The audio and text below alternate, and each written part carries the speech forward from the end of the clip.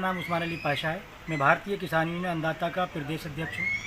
आज हमने अपने संगठन का विस्तार किया है और जो सबसे मजबूत कड़ी होती है किसी भी संगठन की, हमने ग्राम लेवल पर और नगर लेवल पर कमेटियाँ गठित की हैं, जिसमें हमने सबसे पहले सलमान खां, इनको भारतीय किसान यूनियन अन्नदाता का नगर सचिव, और इमरान खां को भारतीय किसान यूनियन अन्नदाता का ग्राम अध्यक्ष सैनी नानकार, मुजम्मिल खां को भारतीय किसान यूनियन अन्नदाता का नगर महासचिव ग्राम महासचिव सैनी नानकार का मनोनीत किया है।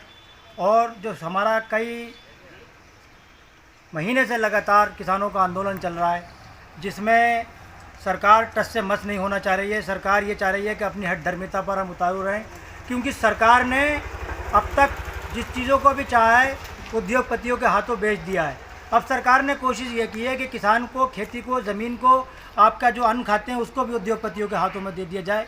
तो हम अपनी जान दे देंगे, लेकिन किसी भी हाल में उद्योगपतियों के हाथ में अपना अन्न, अपनी खेती नहीं जाने देंगे। तो ये इसी कड़ी में हमने संगठन का विस्तार किया है। सभी पदाधिकारियों को जिम्मेदारी सौंपी गई है, जिसमें नगर महासचिव दानिश मियाँ को जिम्मेदारी सौंपी गई है, क्योंकि वो नगर के महासचिव हैं। सुभान साहब, उनके वालिद साहब की अभी मृत्यु हो गई है, तो इसकी वजह से उन पर जिम्मेदारी ज़्यादा नहीं डाल सकते हम। तो इसलिए नगर महासचिव दानिश मियाँ पे जिम्मेदारी सौंपी गई है कि आप जो है कम से कम 100 आदमी शहर के तैयार करें, जो कि हमें गाजीपुर बॉर्डर पर जाना है और वहाँ पर किसान आंदोलन को धार देनी है। इसी कड़ी में प्रत्येक गांव में हम अपनी कमेटी गठित कर रहे हैं और 10-10, 20-20, 50-50, 100-100 लोग हर गांव से हमें गाजीपुर बॉर्डर लेकर जाना है और इस आंदोलन को पूरी धार देना है। इसमें किसी भी तरह की कमी नहीं आने देना है और सरकार को घुटनों के बल ला कर रखना है।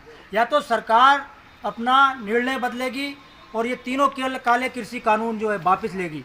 अगर सरकार उद्योगपतियों के हाथों में बिक चुकी है तो हम उस सरकार को ही उखेड़ फेंकेंगे। इस सरकार को हसर कर अपने सबक ले लेना चाहिए, जो बंगाल चुनाव में किसानों ने इसका हसर किया है।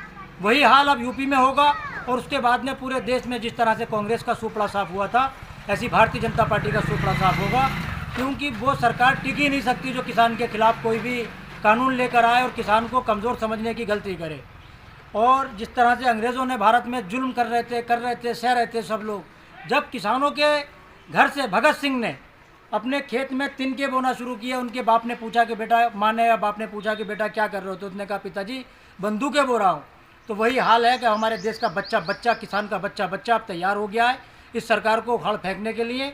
और सरकार अब ये सोच ले कि उसकी उल्टी गिनती शुरू हो गई है। अगर उसको अपनी उल्टी गिनती से बचाना है, देश पे राज करने का उसका जो सपना है वो करे, तो उसे किसानों की बातें मानना पड़ेंगी। तीनों कृषि कानून वापस लेना होंगे और ये जो है न्यूनतम समर्थन मूल्य पे कानून बनाना पड़ेगा। इससे कम की खरीद को जो है गैर कानूनी।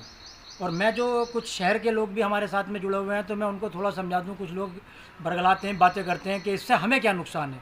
सबसे ज़्यादा नुकसान आपको ही है। क्यों कि आप देख लीजिए कि जो चीज़ भी उद्योगपतियों के हाथ में है वो उसकी मनमानी कीमत तय करते हैं और तय करने के बाद में उसमें कोई कोताही नहीं होती। जिस तरह से आपके देखिए, आप गोभी खरीदिए, अगर आप गोभी खरीदेंगे किसान के खेत से तो आपको 5 रुपये किलो, 6 रुपये किलो, हद कमाल को 10 रुपये, 20 रुपये किलो।